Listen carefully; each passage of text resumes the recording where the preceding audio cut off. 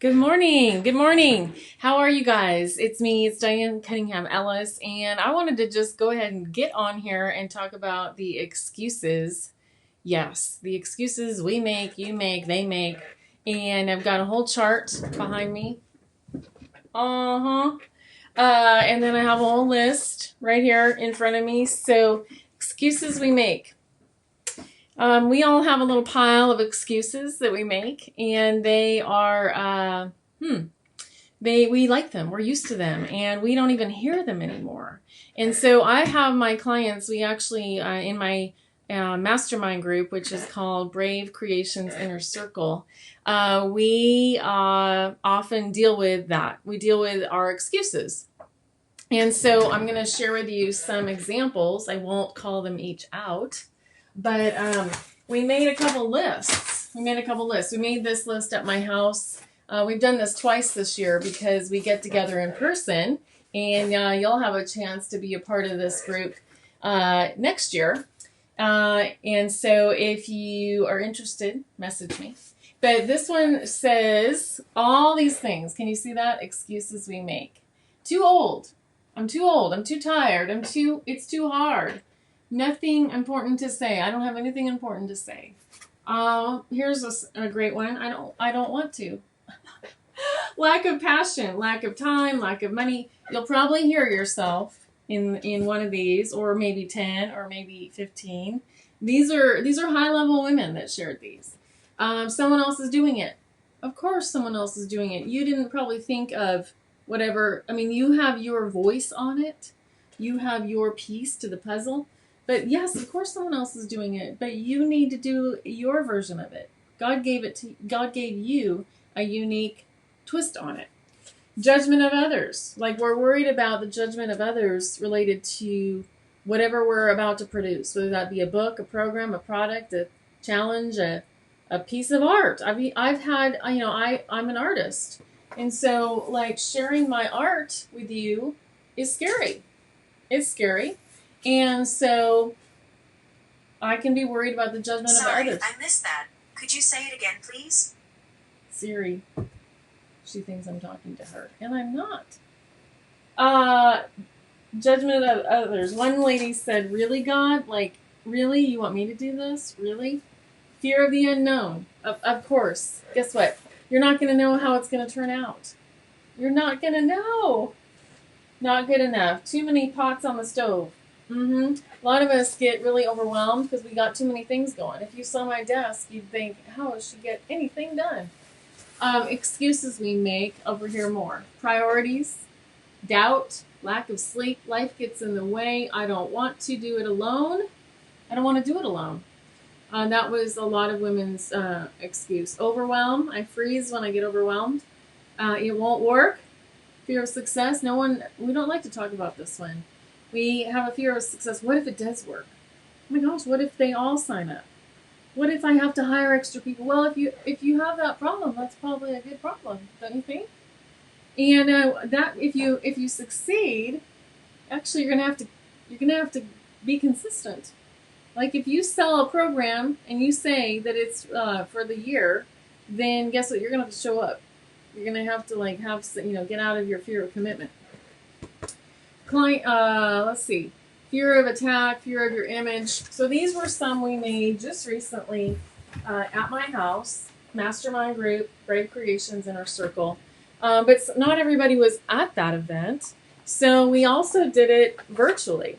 And I had each woman write them down, take 2 minutes, 1 minute. We do this a lot on my groups and in my programs. We take a minute or two, and I give you little in-class assignments, like little coaching. And I'm about to do this again today on a couple different calls.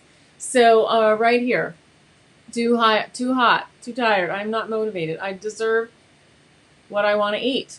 I deserve to buy it. I'm all out of ideas. It's probably someone else's fault. Not enough time. I'm in pain. I can't stop myself. I have too many other things to do. I am not good enough. Why bother? It's too hard. I'm tired of doing things I don't want to do. And it just goes on and on. I don't have the right thing to wear. I don't have what I need to do. I don't understand the tech.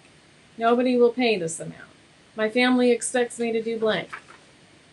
Wait, I'm waiting for clarity. Okay, so any of these ring a little dingy dong bell for you?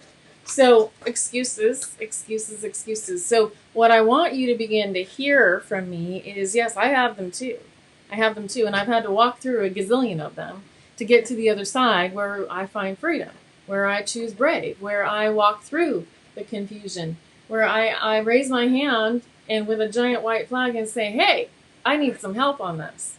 And I need to reframe my excuse. So this lesson is for you to begin to hear your own voice, and I double dog dare you to write down your excuses like these women did.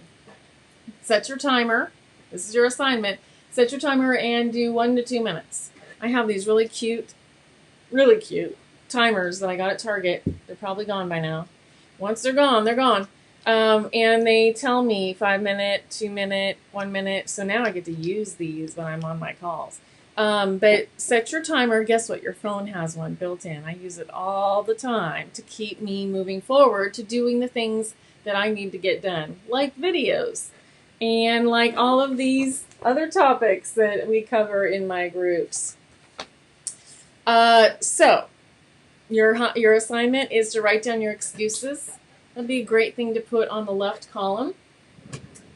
Let's just do a little diagram here. Let's just be interactive. I've got my clipboard. I've got my calendars. I've got all such things going on here. I've got my lists of videos I'm going to record today. I've got my editorial calendar that I am working on updating. So here's what I would do if I were you. I would put my excuses here, make a little list, and then new thought. We can change our thinking, my friend. So you're going to have your excuses, and they might be old. They might be 5 years old, 1 year old. You might have been handed these down, generation from generation. And, I'm big boned. Here, there's one. We can't lose weight. Or, whatever the thing is. We are, our family teaches us a lot, and we get to choose what we're going to keep and what we're not. So write down your excuses, the ones that you hear daily. The one, I just gave you some great examples. And then reframe it. Reframe it over here on the other side. What's your new thought? What's a new way of saying this out loud? Even if it's not like from 0 all the way to 100%, like move the needle. Move the needle. So try to get, I'm not the worst. Maybe I'm in the middle. I'm not the best. I'm not the worst. Guess what? I'm in the middle. I'm in the middle, and I'm going to show up, and I'm going to do the work, and I'm going to stop using excuses to keep me really just stuck, stagnant, and in fear. Amen? All right, let me know if this is helpful. My name is Diane Cunningham Ellis. You can find me at dianecunningham.com for more of this good stuff, trainings, tips, tools, coaching groups, all of the above. I'll see you there. Post below. Bye-bye.